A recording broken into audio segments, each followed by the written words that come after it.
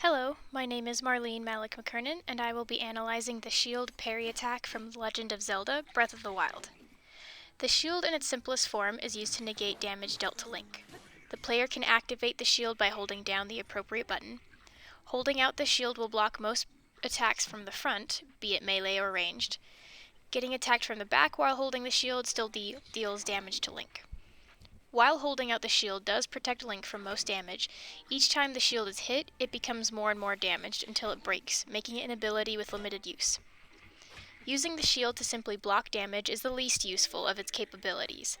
The shield can also be used to parry attacks when the player inputs a button press with timing.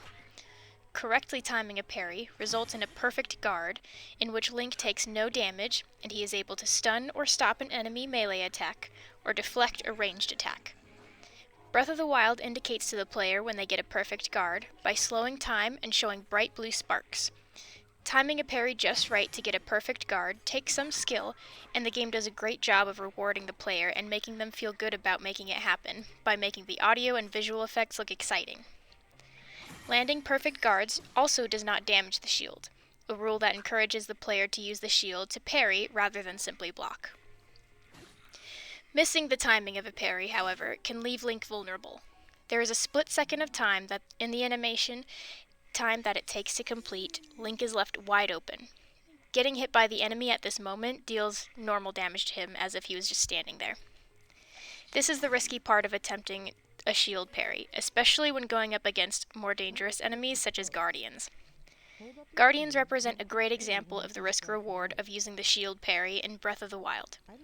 The risk of choosing to use the shield parry against a Guardian is that missing the timing is likely to result in getting one-shot. Successfully timing the parry, however, results in dealing high damage to the enemy Guardian. The entire parry animation is less than a second long, and the timing with which the attack must collide with the shield when parrying must be within the first fifth of the animation time. The player must be able to predict the near exact moment when the enemy will attack and activate the parry at that time. Programming it so that the time frame for success is at the very beginning of the animation makes it easier for the player to catch the correct timing.